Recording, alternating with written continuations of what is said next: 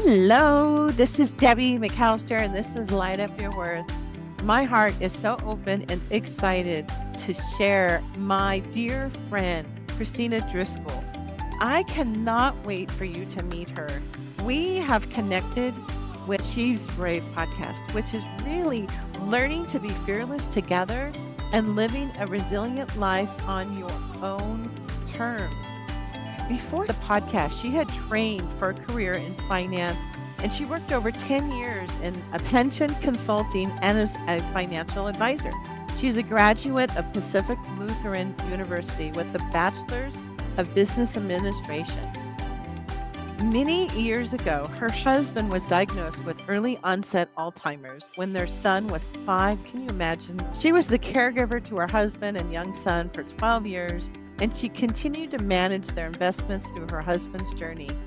She was also on the board of directors for the animal rescue group, Sanctuary One. In 2015, she built a cottage for FIV positive cats, which is the cat's version of AIDS, and continue to fully fund the cottage each year.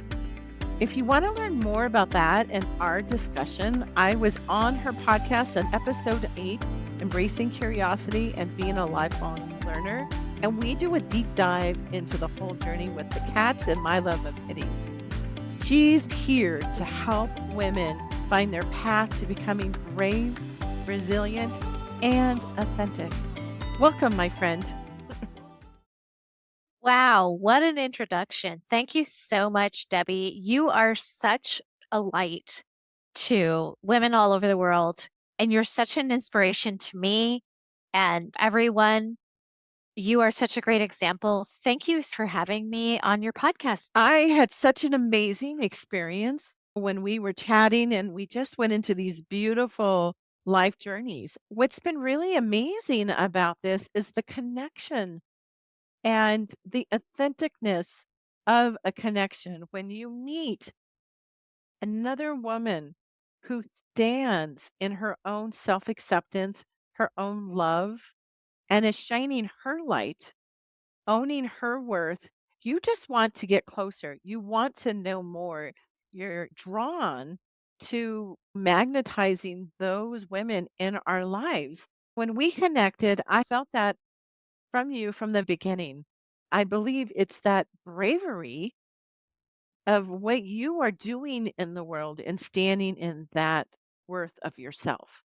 I am so excited to dig in to how really I know part of it started with your journey with your husband and the experiences, but when I'm reading that, I feel guided to share that it feels like, yeah, that is who made you. That's part of the house that built who we see today. There's so much to you that we don't understand. I'd like to learn more about how you came about saying, I want to have a podcast. How many women are listening and going, how did you get brave to create a podcast? That whole mindset around stepping into your own worthiness and creating this for others. Oh, I love this question. I was a caregiver to my husband who developed early onset Alzheimer's when our son was 5. I embraced that path, knew that was my spiritual path and journey. Maybe to the outside world, it looked like I wasn't productive. I was a mom, caregiver to my husband, managed our finances, and I was comfortable with that chapter of my life. But my husband passed away 2 years ago. My son recently graduated and I got remarried last summer. I'm in a new chapter at 54. Learning is a lifelong process. You can do anything at any age. I felt something was missing, and my husband and I got COVID on our honeymoon. We were super sick, came home, part of the plan, right? I was in bed for about a month. And I think during the time, I realized that there was something really missing from my life. I think so many women in our age group feel that. Mhm. So many friends have expressed this because our kids are heading off to college. this is a new chapter. I started getting curious about why I was unhappy. It came to me, there was a lack of creativity in my life. When I was a child, I was an extremely creative child, but my family was very practical. They discouraged me from doing anything creative, and therefore I became a financial advisor. And I managed to pull some creativity out of that, but um, I didn't feel called to go back to that at this point in my life. I realized that creativity was missing. I didn't know where to even start, Debbie. I had been Mm. out of the business world for so long. I had zero connections, and I'm in a small town outside of Seattle. I saw the podcasting class by a podcaster that I admire very much. I just said, this is a place to start. I know I have a message, and maybe I know that there's a book in me, and I think I'm going to sign up for this podcasting class. It took courage, but it was a baby step. How hard is it to push a few buttons to sign up for a class? I decided I'm going to sign up, I'm going to show up, but I really didn't think I was actually going to start a podcast. I signed up for the class and I started meeting all these amazing women in the class. It's funny because we've become good friends and we met online. My attitude was, I need to put my finger, I need to dip my toe into something. And even if that thing is not the right thing, it'll lead to meeting people and opportunities. You just have to get out there. Come to find out, I loved podcasting from the second I started. I learned to break the process down into tiny pieces. I remember being in a live class and being told to record my trailer right now. That's the intro of your podcast. What is your podcast going to be about? The class was literally paused in live time and they were like, okay, you're going to take 2 minutes and you are going to get on your voice memo, just tap this button and start talking. It's interesting how action is so powerful. All of a sudden, I had a trailer. Heck, it wasn't very good. It wasn't perfect. The other thing I forgot to mention, so I want to back up a little, is the first part of the class was about finding out what is your podcast going to be about. Honestly, Debbie, I felt, oh, I should do a podcast on caregiving. I was a caregiver for 12 years. I felt very lonely. I felt very isolated. I felt like a lot of people couldn't relate to my experience. I think there needs to be more support for caregivers. So I was going to do a caregiving podcast, but one of the exercises in the class was to reach out to at least 5 people in your life who know you the best and ask them, what are my strengths? Who do you see me as? Debbie, the same answer kept coming back to me over and over.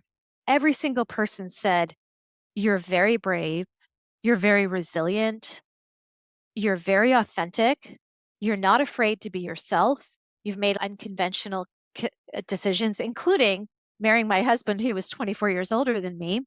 That was probably the first very public, unconventional decision I made, but it felt right. He and I knew it. He had never been married either. We still managed to connect and we knew it was right. Within 6 months, we were married. No one questioned us. No one said, wait, you're a lot older than her. We knew it was going to work out. And it did. When you make decisions from that place of authenticity, other people sense it and don't question it. They're just not even there. They're like, oh, yeah, yeah, she knows what she's doing. That Mhm. being said, I realized every time I kept going back to doing the caregiver podcast, it felt really heavy, Debbie, really Mm. heavy. I think why it felt heavy, even felt heavy in my body, is that would require me to keep living in my past. The caregiving chapter of my life is over. That would have just been pulling me back into the past, which isn't where we're supposed to live. We're supposed to live in the present. I realized my message was clear. I need a podcast about bravery because so many people on my journey, when I was a caregiver to my husband, would say, I don't know how you do it. I could never be brave like you. Debbie, I didn't start out brave either. I was terrified, but I took it one day at a time. I asked for help when I needed. We as women make a lot of decisions based on other people's approval. When I met my husband, if I had worried about what the world thought, I would have said, he's 24 years older than me. The world isn't going to approve of this decision. and therefore I can't date him and I can't marry him. I knew what was right for me. As women, we're naturally caregivers. We try to accommodate people, but in that process, a lot of us end up losing our voice and we end up almost becoming a bit of a chameleon. We're one person with this person, we're another person with this person to help them feel more comfortable. What we are doing is making them feel more uncomfortable because if we're not our true authentic self, people sense it. They sense something dishonest. They sense that there's something not quite right. It doesn't really work. The other thing that I feel really passionate about, that is a message in my podcast, is that when you're making decisions based on other people's approval, you're not really free. You're not. Mm, Y- mic drop. Yeah. That's a mic So drop right there. When you're not making decisions based around what you really want to do, wow, it does come through. You are not free. correct. It shows exactly through when somebody, like, you can't quite, have you experienced that? It just doesn't feel right. It just doesn't feel like you don't know what's missing. Mhm. Physically feel it Mhm. in your body Mhm. with, Mhm. uh, that intuition. I loved how you shared all of that. And I want to go back to something you said a few minutes ago is that when you were making that decision to that heaviness that you felt in your body about caregiving versus listening to the exercise, the feedback, or how brave you are, was that you have really shifted from you were living more in your masculine. You stepped into your masculine energy versus your feminine energy. You might have come together as a couple as a masculine in your own masculine energy and feminine, even more balanced. Then you moved into this masculine energy to do what needed to be done. And you did it lovingly. And now you have moved back, even with a recent remarriage, of being more in balance with yourself. What a perception, Debbie. I've never heard it that way, but you're absolutely right. You're very perceptive. When I was caring for my husband and son, I had to have a lot of masculine energy to get through that time. Throughout life, we do need to come back to trying to work on the balance between the feminine and the masculine and bring them together. It makes intuitive sense as you felt it in your body and acknowledging that you listened to your own intuition, your own wisdom, that the person you were before you became the caregiver was able to then bravely step back up, that courageous, that resilience. Now you're in a creative space to let that shine through and balancing your masculine and feminine energy. Wow. Just wanna Yeah. acknowledge that. Yeah. That's Thank you. bravery. Thank you. Thank you. I can't emphasize enough. I just have so many friends in the same age group that I am. And in our 50s as women, I do think that um, creativity, I have just lost that in my life. And it never really goes away. People say they're not creative, but we all have that in us. I got quiet for long enough. I think God, the universe wanted me to slow down. So I had to sit in my bed for a month Yes, and examine exactly. what was Uh-huh. what was going on in my life. Creativity brings a lot of joy. We live in a world where our creativity just gets put down and squelched. And if we don't have any creative outlets in our life, and creativity looks differently. As a child, I loved painting, drawing, and crafts. At this phase in my life, that doesn't really appeal to me. I was a bit puzzled because I was like, I want to be creative, but not in the sense of drawing and painting and creating crafts. That doesn't appeal to me. It is interesting that with podcasting, there's a huge amount of creative power. There's a huge amount of leeway for you can be as little or as much creative as you want with podcasting. I discovered how much I'm enjoying writing. I'm enjoying writing my show notes. Mm. It's pure joy. Women who are listening, we love that you're here too, men. We're not discounting you, but the creativity can show up differently, how you're expressing. It's through the writing, it's through the podcasting, it's through the connections that you are having. and supporting the others and how empowering women to own more of who they are. I've learned the more I'm in my feminine, which is play. So, what does play look like? Creativity is different, different seasons, different phases of our life, and how creative writing the show notes, writing a book, it's gonna just flow through you. One day you're gonna sit down. I can see this for you. You're just gonna sit down and it is just gonna come right through and you're gonna be speaking. You are going to bring in creativity and empower other women. Whew, I just get those truth bumps. And how your creativity is now showing up. You are shining the light of other women and empowering them. Yes, that's really my mission is that I feel that we don't women don't have enough of a voice. I'm not even saying that in a way of blame. This has really doesn't have to do that much with men. I love men. Yeah, me I've too. had 2 I've had 2 wonderful husbands. It's just we somehow lose our voice, a lot of us, when we're raising our children, and sometimes we lose our voice, and that's okay. We can gain it back. It's interesting, I didn't even know when I decided to take that podcasting class and then just fell in love with it and haven't looked back. Like, I have 0, like, doubts about my path anymore. I'm really in the right place right now. It feels good. But I found out recently only 14% of podcasters are women. I have to say I'm shocked. We need to get it up to 50. It should be 50-50. Men, of course, they have wonderful podcasts. They have wonderful things to say, but women do as well. We need to get our voices out there more. Mhm. I agree. Based upon what you've been learning about yourself and stepping into your light and owning that resilience, you took that first step.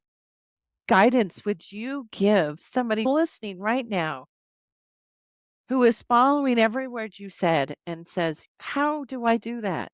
How do you allow yourself to step into and take action? And most importantly, you showed up for yourself.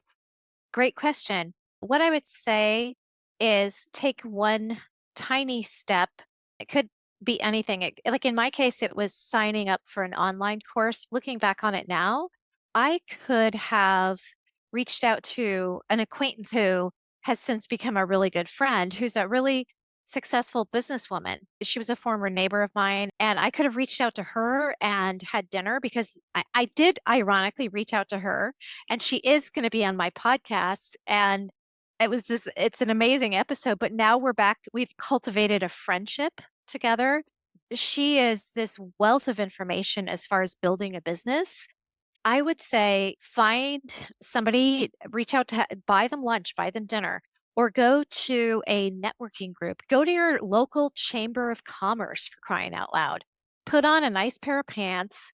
Doesn't matter how you look. Nobody really cares how you look anyway. What they care is how they feel when they're with you and how you make them feel.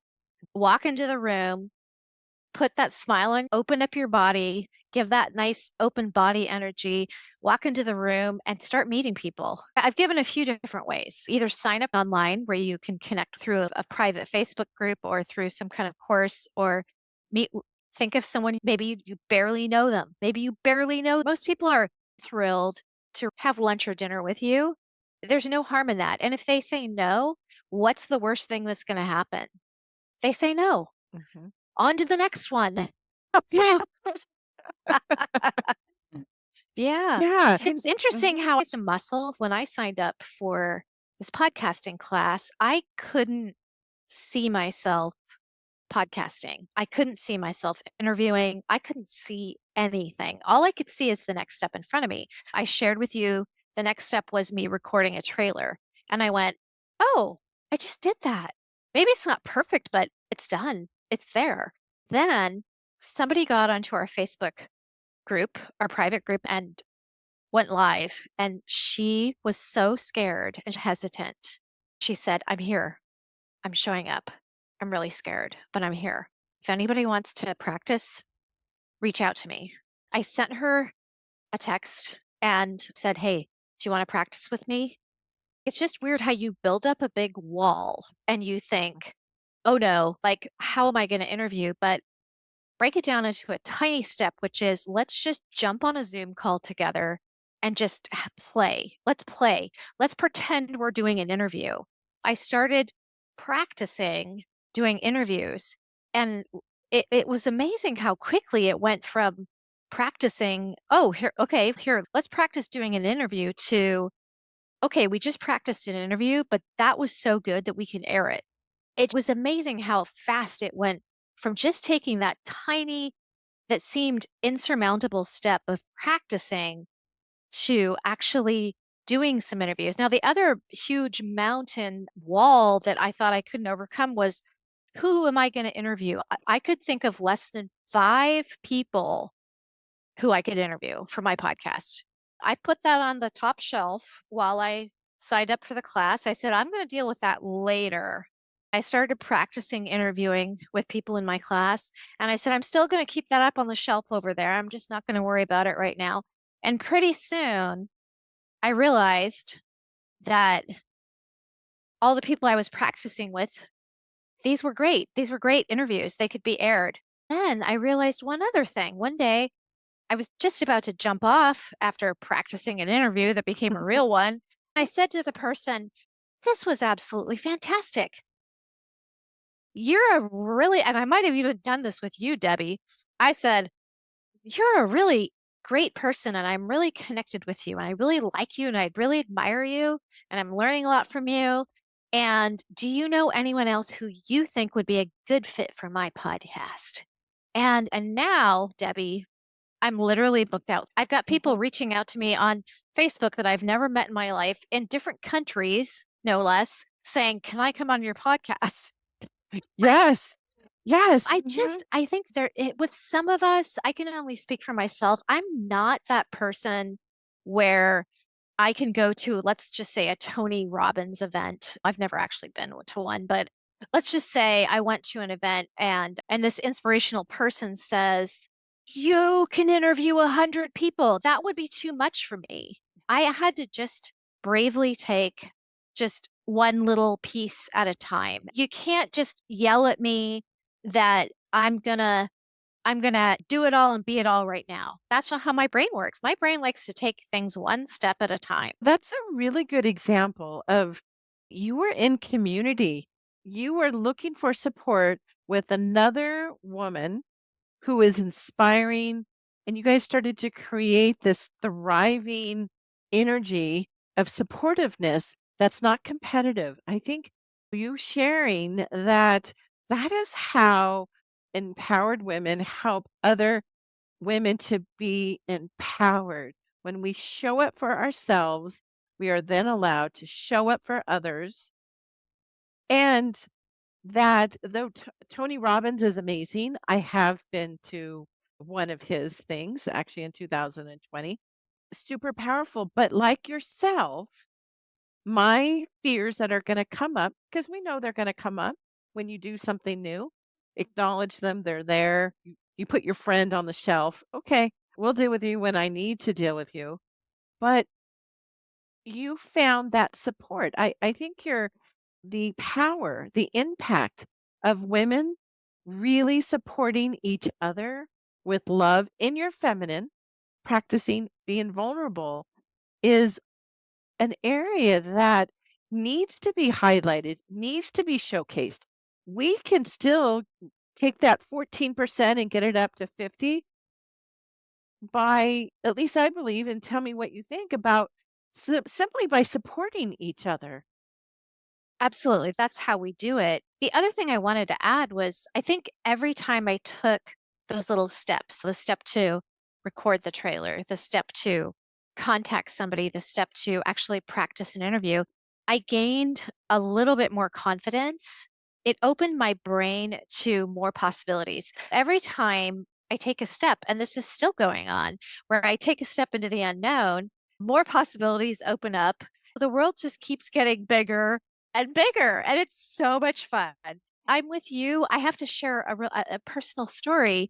This summer, I got married, and I was getting my hair colored, and the hairdresser next to me, it was also getting married a few months after me.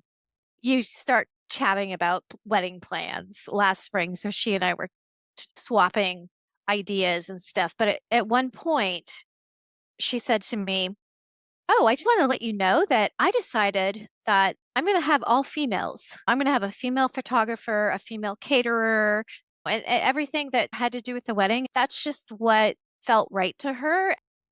That was a light bulb moment for me. And again, it's nothing to do with I love men, but I was like, "Oh, like why didn't I should have thought of that. That's such a great idea." I've become more focused on trying to support other women because I think it's so beautiful. And obviously, like, we are so much more powerful when we collaborate than if we compete. I think that, in my opinion, part of why we haven't achieved equality yet is that we're too busy competing with each other, and we're very worried about our looks, and we're very worried about getting ahead of each other in various areas. If we would just stop that nonsense and just collaborate instead, instead of compete, my whole world is collaboration now. I don't feel competitive with anyone anymore. Not at all. Everyone I work with is collaborative. It's so beautiful. It's just incredibly beautiful. I feel you there. When you asked me to be on your podcast, I was just venturing out, though I'd had my podcast, I wasn't guesting yet on others. Oh, I didn't know that. That's so funny. I I didn't had even to know that. I had to put my fear on that self and go, "Okay, it's time. It's time to take that next step." Oh my goodness. I love this. I helped you. This makes me Mhm. so happy. Wow. Thank you for sharing that, Debbie. Our podcast, on your podcast, that episode that we had that super deep connection was phenomenal. I just I felt like you were so authentic, showing up and shining, lifting a hand up, and how we do that. And it really shows how powerful communities are in Yep. finding our people. Yeah, I want to just let our listeners know too that when I interviewed Debbie, I was on a tear for several months because once I got into interviewing, I was addicted and I loved it. I had interviewed over 40 people when I interviewed you, and I had two producers at that time. And they were going through all of my episodes and deciding which 8 were going to be published in January.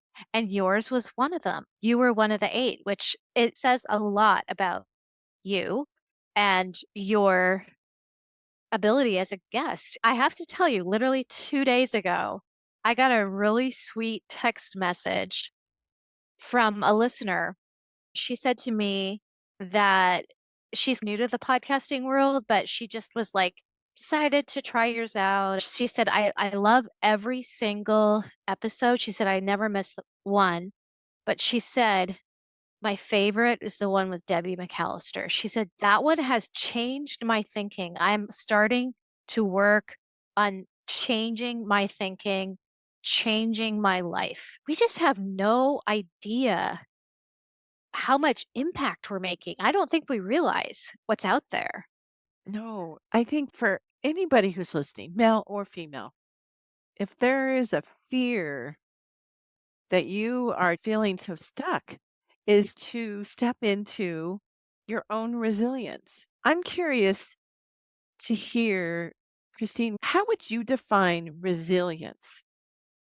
What does that look like in when how you developed it, but how would you actually really feel into how and what that really is versus what we've read?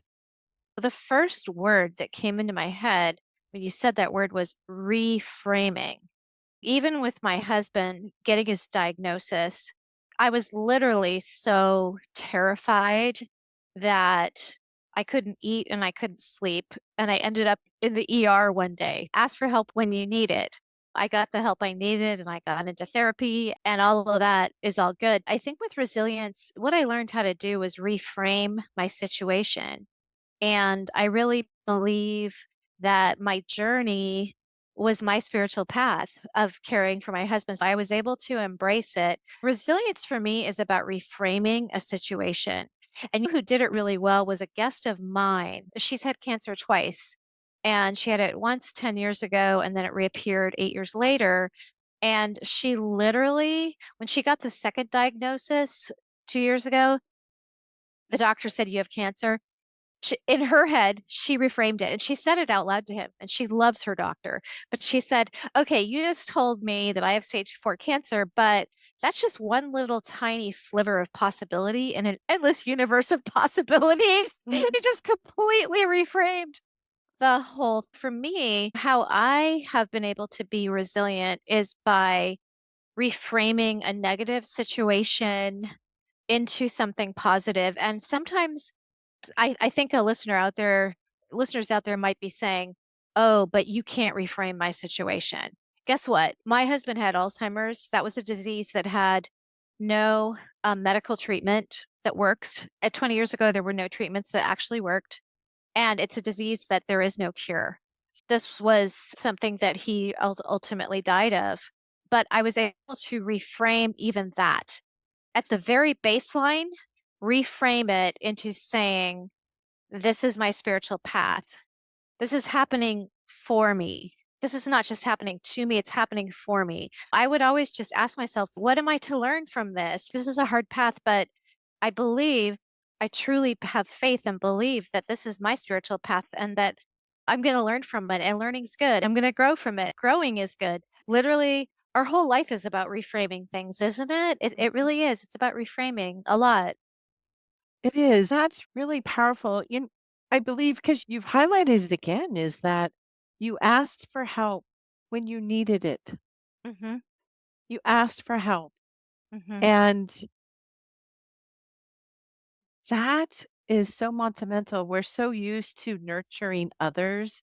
We're so used to being there for somebody else. Can you imagine receiving You've received the help with the women with the 40 interviews that you practiced with until you had the Yeah. confidence.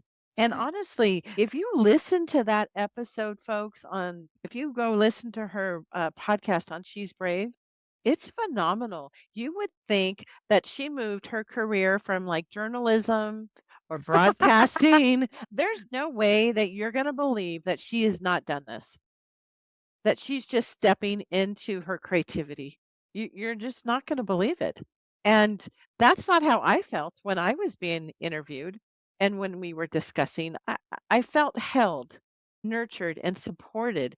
And you are providing that with other women. And I think what we both are just demonstrating here, which is revealing itself to us as we talk, how we're able to do that and still be brave on the outside, but the bravery really comes in from the inside. I can't wait to see the possibilities that are opening up for you as you take your next step. Something else that I wanted to mention is one thing I think that's really important to talk about is just to not forget to have fun and play, be joyful. I somehow figured that out almost from the beginning with interviewing, that maybe because I kept telling myself that I was practicing, I was able to just make it fun and have fun and maybe be silly sometimes. For that woman out there that's saying, "I don't even know how to take one step," challenge yourself to say, "Okay, I'm going to go to that Chamber of Commerce meeting. I'm going to go to that women's networking event and I'm going to have fun." Just tell yourself that and walk in the room because you have nothing to lose. I think as women, we spend a lot of time worrying about what other people think of us. Honestly, they're busy with their lives. If I make a mistake, I make a mistake. It's okay. I don't have to be perfect. Oh, yes. Yes, most definitely. Have you realized, I know I have for myself recently, is that the more fun I have in my life, like getting outside, I had moved recently and I'm downtown exploring Flagstaff with another girlfriend in person, going from this bookstore to all these different places, all the downtown shops. And it just lit me up. And that playfulness of playing and being in the moment of life, like we are living now. Yeah. Why can't we be in that space even when we're working or we're podcasting? Or when I jump on a podcast interview, yeah, I can't say 100% of the time, but most of the time, I really do try to get into that more. This is so fun. This is exciting. What am I going to learn? Let's play together because Mm. that's what we're. Yes, I love that. On that tone of play is that I'd like to ask you when, because I know music is a big thing with play for myself. Uh, I am creating a playlist that's going to be on YouTube, and Ooh, what a great idea. it's from my guests. We all have a song or two that we play that lifts us up, reminds us who we are, brings us back to Yeah. center. I am curious to know what your song is. There's a little bit of a story behind my favorite song that really empowers me and lifts me up. So last October, I was at a convention. Again, this was me dipping my toes into getting myself out there. That's another thing. Go to a 2-day event where you're learning things and you're hearing people being interviewed and you're hearing songs. They had a guest, and he's a famous singer now. His name is Andy Grammer. Mm, I'd never heard of him, but when I heard his music, I was like, "Oh yeah, I do know him. I do know his music." mhm, And he was a phenomenal entertainer because he not only sang songs, and when you really listen to the words of his songs, they're mm, all really empowering and they're all really deep. But he also, I'm not a fan of poetry, but he writes his own poetry and it's all really good. He tells all these life stories. My favorite one is he was so dedicated to being a musician and it was his passion. He would stand on the street corner in Hollywood every day, 8 hours a day, get a few dollars every day playing his guitar, playing his music. Obviously, we know that's really hard. mm, At the end of one day, I think he felt pretty discouraged and pretty fed up. But he went home that night and he looked outside the window and he looked at the sky and he said, God, I'm playing my music for the rest of my life. And if you want it to be on the street corner, fine. But I'm going to be on that street corner or I'm going to be in front of the stage in front of thousands and millions of people. Doesn't matter to me. I'm not giving up. I mm, kid you not, the very next morning, he gets up, he goes to the street corner. A music producer walks by, stops, and says, I love that song you're playing. Would you come into the studio and play stuff for me? Boom. And he's like a multimillionaire. My favorite song is it's called Good to Be Alive, Hallelujah by Andy Grammer. He says, I think I finally found my hallelujah. I've been waiting for this moment all my life, and now all my dreams are coming true. Yeah. Feels good to be alive right about now. I just love it. But you know what? I can listen to anything by Andy Grammer mm. all day, every day. He has another song about I'm not giving up. I'm not giving up, like he wrote at that time. You can listen to anything of his, and it's so uplifting and so empowering. It is so powerful. I had no idea who you were going to say. Many years ago, when my son was still at home, I had a rough day at work and I came home. My adult son was living at home and he's 21, 22. And he goes and he puts on a song for me. He's, Mom, this song's for you. It was an Andy Grammer song, and it's like my phone, Really, the only song of his I have, and it's really. called "Keep Your Head Up." Yep, that's one of his most Like popular like, ones. I think it was But his yeah, very, breakout song, right? I think, yeah, like, yeah, back it in probably was his breakout song. I've heard this song, "Good to Be Alive."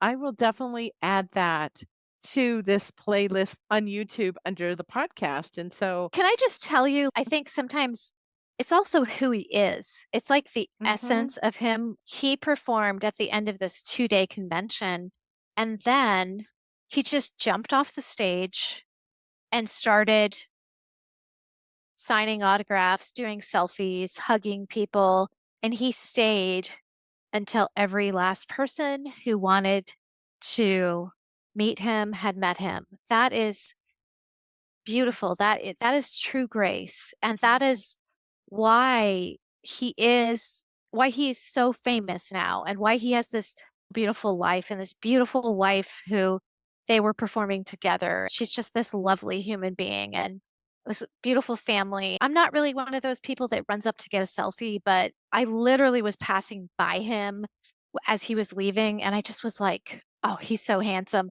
So I just said, "Oh, okay, one last selfie." He was so graceful. He just said, "Oh, of course." And so I've got this photo of me and him. He's got his arm around me because he's just that guy. He's that Mhm. guy. I think you really highlight, like, our vibration of getting out and that his music is a way his way of serving, of his way of showing up to being creative and being in those vibrations of love. Yeah, absolutely. And and it's like he's clicked into that feminine energy that we've been talking about, that collaboration, how we nurture each other, Yep. bring that Yep. out. He was part of that way of showing up. Oh, that's so beautiful to hear that about him. I just have to add this in too. He met his wife before, I believe he did. Maybe I don't have this right. I believe he met his wife before he got famous. And she's not a 6 foot tall runway model. Let's put it that way. She's short and she's not stick thin. And she's so beautiful from the inside that her whole essence is beautiful. Mhm. Just wow.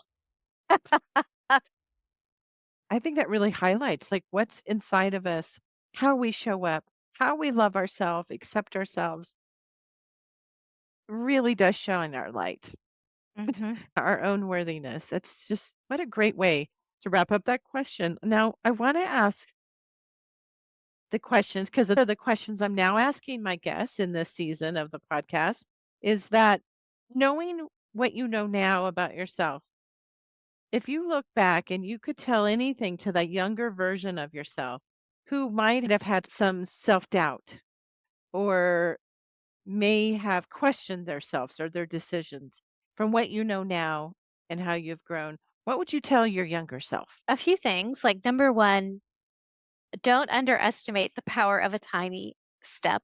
As I've been talking about during this whole hour, is just the power of taking a tiny step. Like there's so much power in that. You have no idea how much that tiny step is going to lead to the next thing, which is going to lead to the next thing and on. And also, what we also talked about, if you're making decisions based on other people's approval, you're not free. I'm going to say that one more Mm, time. If you're making decisions based on other people's approval, you're not free. Come from a place of authenticity. I think when we're young, it's very natural for us to want to feel like we're liked. We want to feel like we belong. We're so worried about what other people think of us, but they're actually not mhm, really focusing a whole lot on us. I think when I was younger, I think I was thinking that people were judging me a lot more than they actually were, if that makes mhm. sense. Yes. Yes. I think we judge ourselves enough. I absolutely am delighted with what you've talked about and how you would share with yourselves and how we've been able to talk about that throughout our whole discussion. I think it's one of those strengths that you have to be able to help other women step into their resilience. Sorry, I'm getting a little teary. Knowing how much you shining your light and knowing the how you're impacting others Mhm. is really impactful. The text that you're receiving about how somebody found you and now they're listening. And we all have that power in a good way, influence, vibration to reach others and the creativity. I really acknowledge that you've stepped by you stepping into your more feminine essence, by you stepping into asking yourself, how can I be more creative? Was a pivotal point. How can I be more creative? And then taking and following up with action and that continual next step. Mhm. So powerful. How can all of listeners connect with you? I do have a podcast. It's called She's Brave with Kristina Driscoll. I have an Instagram page. It's at She's Brave Podcast. You can also join my Facebook group. It's the She's Brave podcast group. Would love to have you there. Oh, so wonderful. So many ways, Kristina, that they can join you. I hope they do reach out and give a shout out to you and know that they found you through here. Let us know as you shine your light continually that you're reaching new people and new audiences and all of the different countries that you're now in and all the listeners. Thank you so much for honoring me, sharing your wisdom with all of my listeners. So grateful. Thank you for having me on your show, Debbie. It's truly an honor.